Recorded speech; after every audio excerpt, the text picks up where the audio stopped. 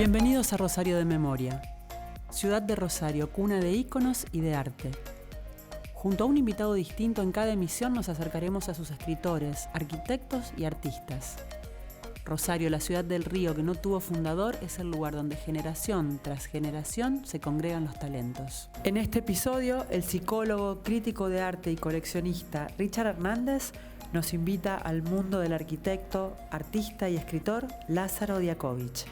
Richard, querido Rich, referente cultural de Rosario, mal que te pese porque sé que no te gusta que te mencionemos así, pero lo sos. Nos has traído hoy la figura de Lázaro Diakovich. ¿Por qué? Lo traje a Lázaro por un montón de cuestiones. Primero, es una persona que la conozco no solamente en su producción profesional, sino también como en su recorrido humano. ¿Dónde lo conociste, te acordás? ¿Y hace En realidad cuánto? lo conocí en una muestra hace bastantes años. Nada, me llamó mucho la atención porque no recuerdo el nombre de la muestra, pero era un nombre hindú. Yo había estado haciendo yoga mucho en ese momento, intensamente, y conocía el significado de esa palabra. Entonces a él le llamó la atención eso y a partir de ahí hicimos como match y empezamos como, bueno, a ser amigos. Claro.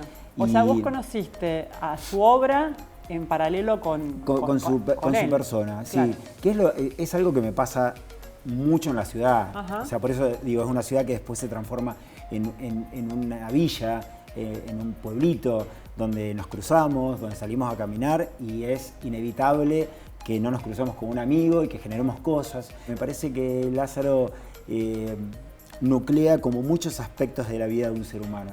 Es un viajero, es un meditativo, es un intelectual, es un escritor.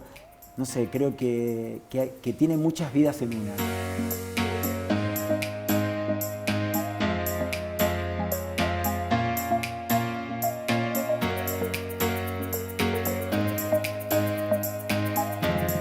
Yo hice un viaje, por decirlo, iniciático, apenas terminé la secundaria, porque no sabía qué carrera estaba ahí entre la duda de diseñador industrial, no sabía bien todavía para dónde iba a ir.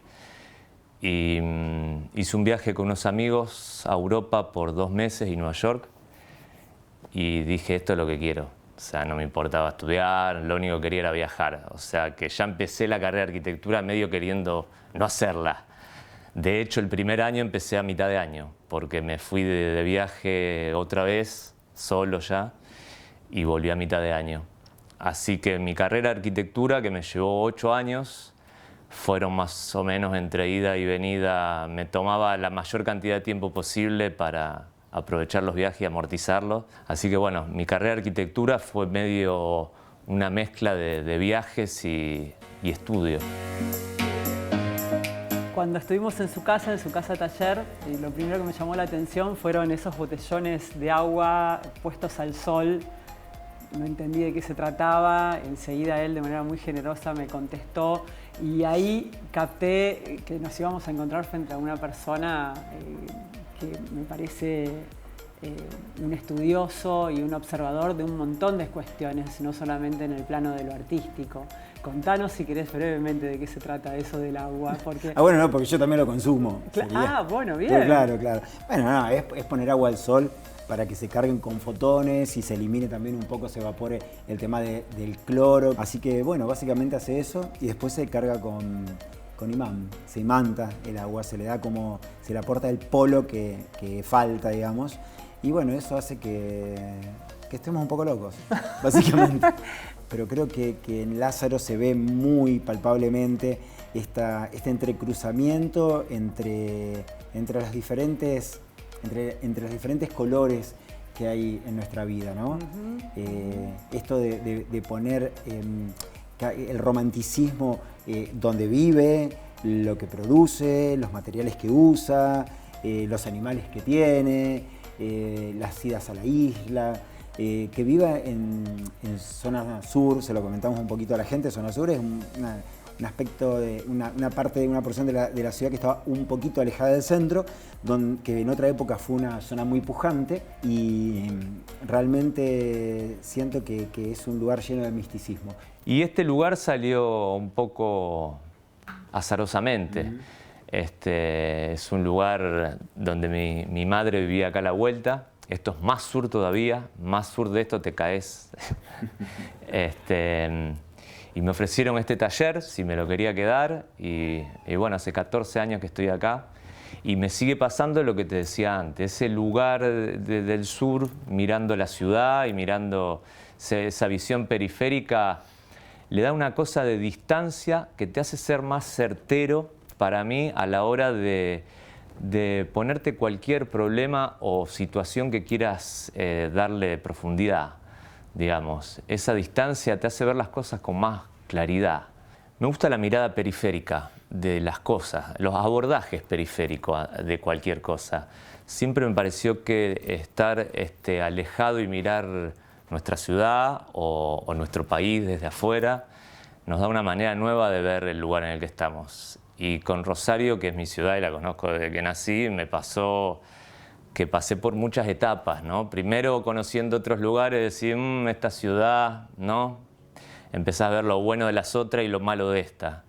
Y cada vez que tenés más vistas periféricas y más visiones desde otro lado, empezás a verle muchas cosas que decís, bueno, ojo, hay cosas en esta ciudad que no las tiene ninguna. En una bicicleta, en un colectivo o en un auto te trasladás de una punta a la otra en media hora como mucho, digamos. Ni hablar yo que acá estoy emplazado en zona sur de la ciudad, tengo circunvalación a 5 o 6 cuadras, me cuesta 15 minutos llegar al lugar más lejos de la ciudad. Tiene después esa cercanía del río, que yo amo, remo un par de veces por semana, que vos en 15 minutos podés salir de la locura y estar en un lugar prácticamente paradisíaco, sin gente, con otros olores, otros colores, ese río que es inmenso. Bueno, el río Paraná, para el que ha viajado y conoce otros ríos, es un río inmenso. O sea, la mayoría de los ríos, ni hablar los europeos, que son todos charquitos, digamos, que los cruzás con la mirada, ¿viste? Y acá es un río, esa energía yo creo que tiene el Paraná y alimenta a la ciudad de Rosario, se nota.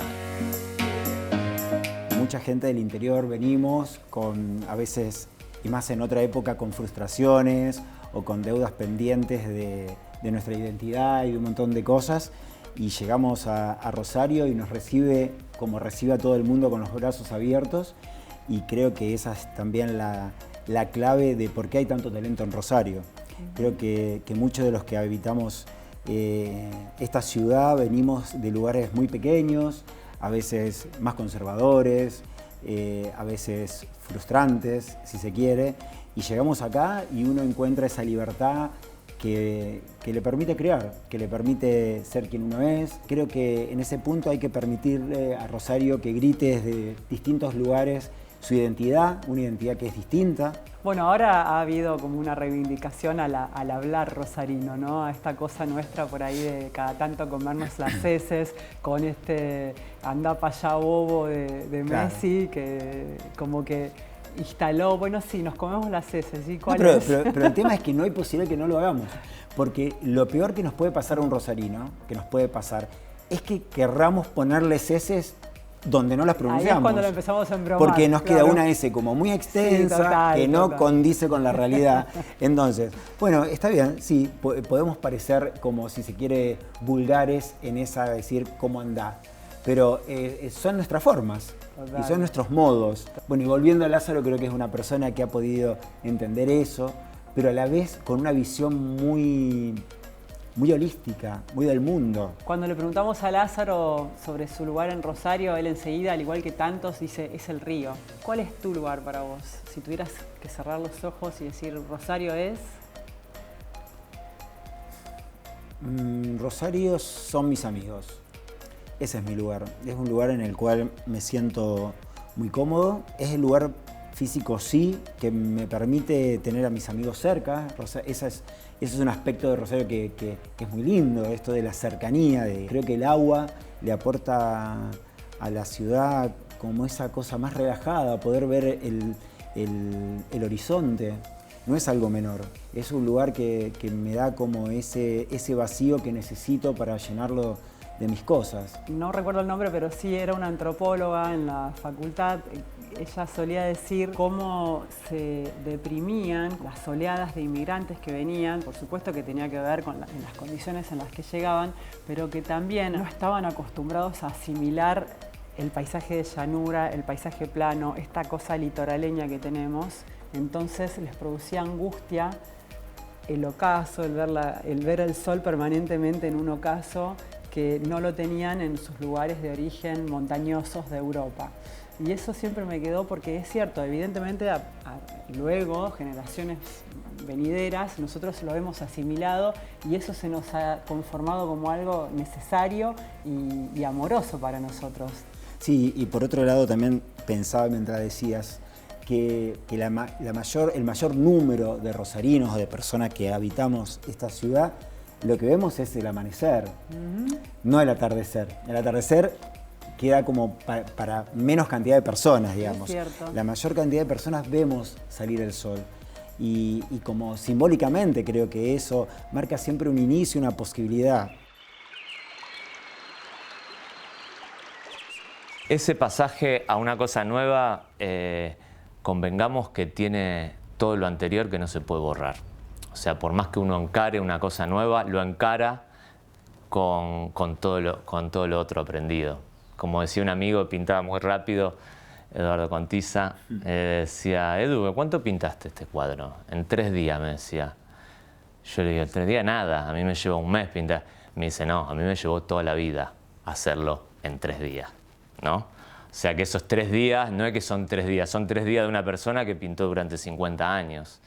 Entonces, bueno, al empezar algo nuevo, uno no puede borrar lo que ya sabe. Pero bueno, el lugar incómodo es a lo mejor el que te decía. Si ahora estoy intentando abordar el trabajo desde un lugar sin bocetos, ponerle, porque me parece que es una manera de estar más cerca de lo que voy a hacer y no ir perdiendo energía en diferentes situaciones hasta llegar a la obra. Entonces prefiero que esa energía de bocetos ya esté en la obra, ¿no?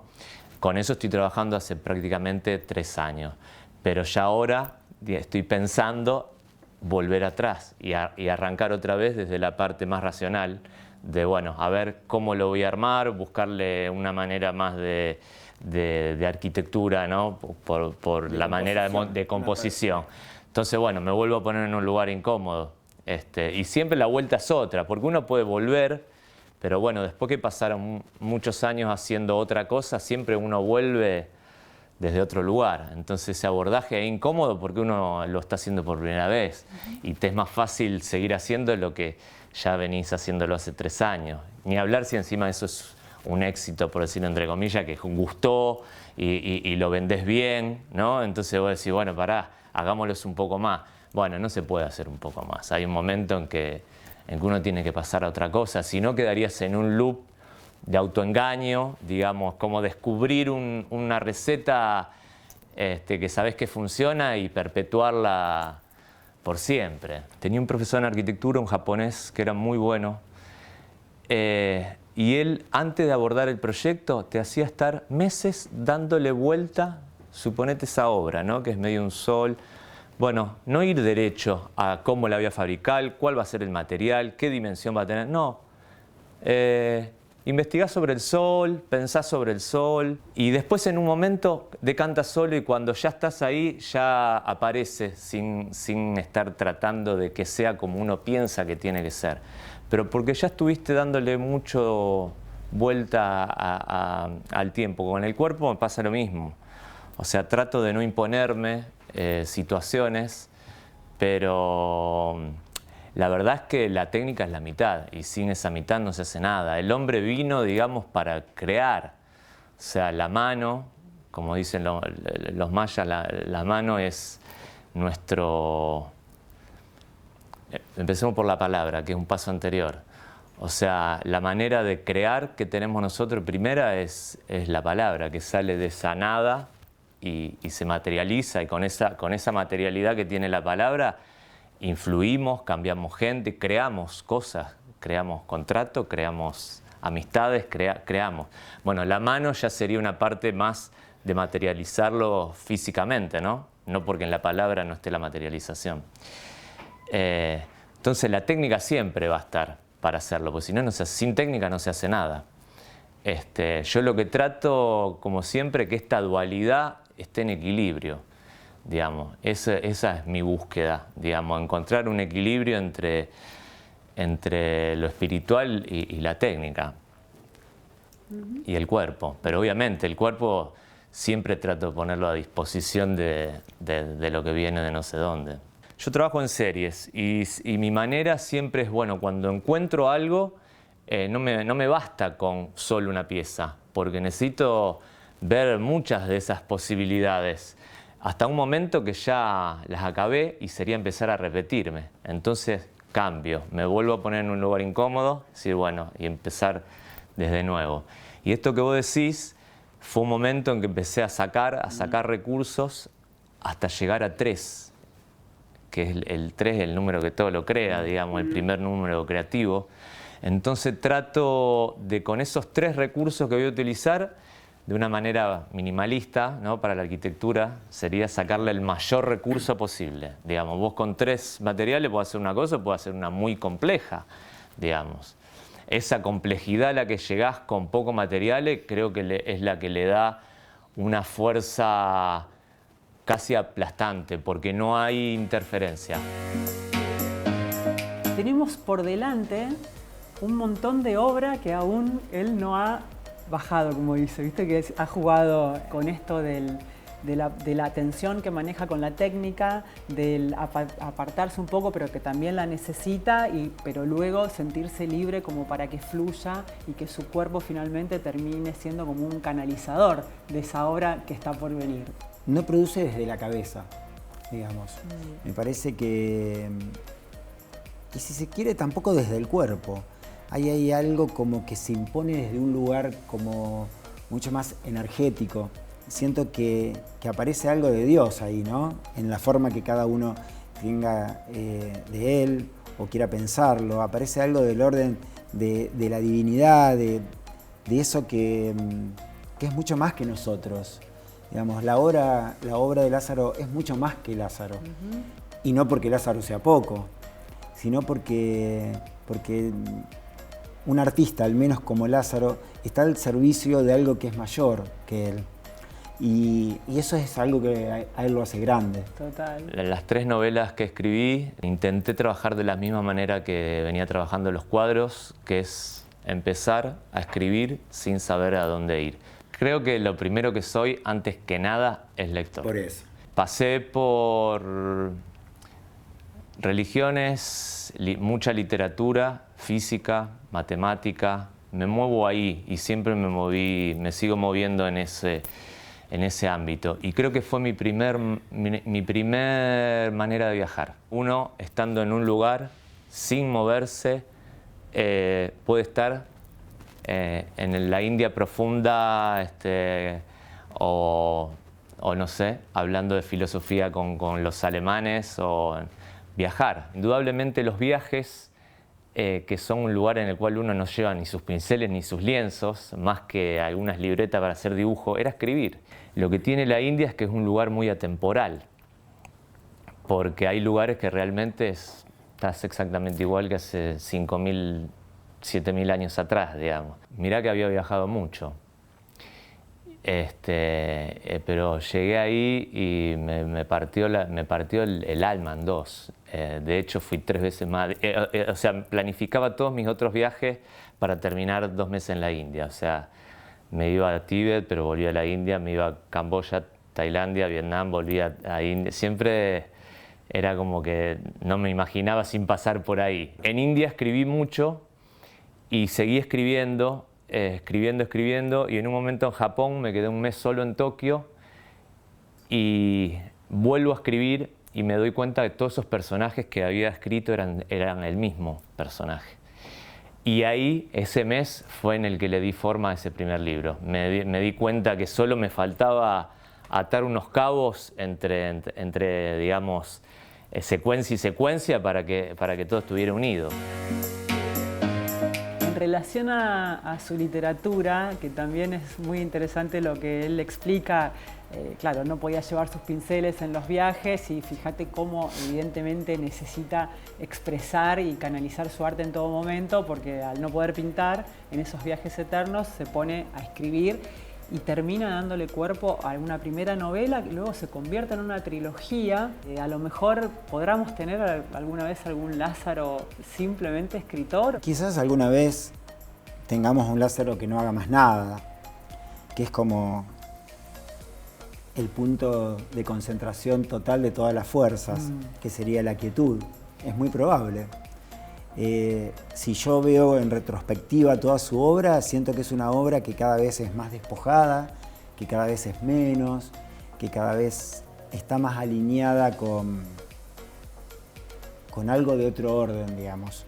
Y ese otro orden es el orden de la sutileza, de los campos energéticos, donde él reposa mucho. Pasar por lugares y volver a ellos de una manera distinta, por haber pasado por otros. Y en definitiva es la rueda de la vida, ¿no? Volver a pasar por esos lugares, pero siendo otro. Con respecto a la estructura, yo es algo que trato de romper siempre, porque yo ya la estructura me sale innata. De hecho, soy cinturón negro de taekwondo, ¿no? En donde las artes marciales tienen una estructura muy de un deporte sutil, y o sea, cada movimiento tiene que tratar de llegar a la perfección. La perfección no se va a alcanzar nunca porque siempre es un escalón más que vos podés dar para estar más cerca de eso. Y a mí, por ejemplo, en la manera de producir arte, me pasa que intento evitar la estructura.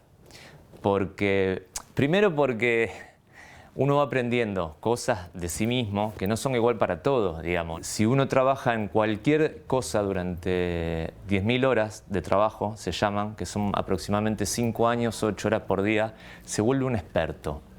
El cuerpo se vuelve un experto. Claro. O sea, yo dibujando una cara o un cuerpo, es más experto mi mano haciéndola que mi razón, porque ya lo hizo tantas veces. Cuando yo quiero, digamos, mediante la razón decir, bueno, acá voy a poner la cara y el brazo, ya estoy interfiriendo algo que me es mucho más natural dejarlo que fluya.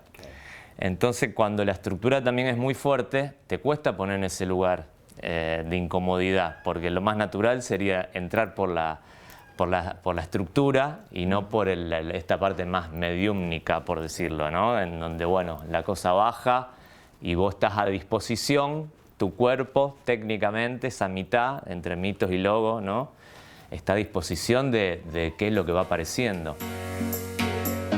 Al conocer de tu mano su taller, su casa-taller, sentí que entraba a un lugar mágico, a un lugar custodiado, a un lugar con un aura muy, muy particular, en un barrio como es nuestro sur, que está tan vapuleado en los últimos años, y esto hay que decirlo, todas las referencias periodísticas que incluso llegan a medios nacionales tienen que ver con lo negativo de zona sur, y está él con su casa-taller, y está la escuela que vos también has frecuentado en su momento, la Escuela Municipal emblemática Escuela Municipal Musto, que hacías cerámica ahí, ¿no?